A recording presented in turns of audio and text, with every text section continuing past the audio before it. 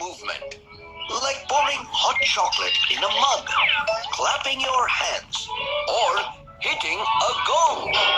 So, when you hit a gong, there's a movement which causes some vibrations in the molecules, which in turn causes the other molecules around them to vibrate. And these vibrations from one molecule to the other help sound to travel.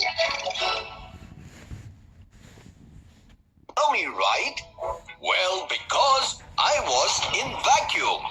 In spaces where there is just vacuum and no matter, sound will not travel because there won't be any molecules to vibrate.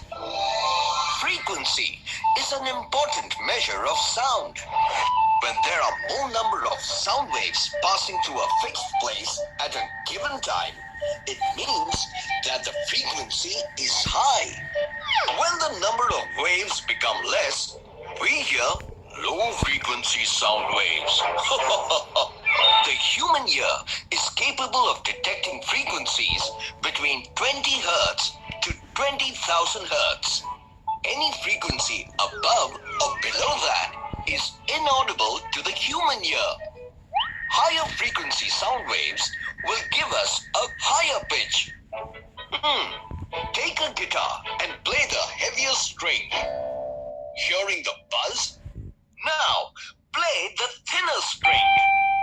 Isn't there a difference in sound? Well, that's the difference in pitch. The loudness of sound is measured in volume. And to quantify volume, we use decibels. Here is an example of volume. Can you Giovanni, come back to Zoom.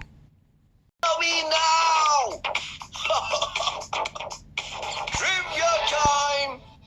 Sound waves can bend around corners and obstacles.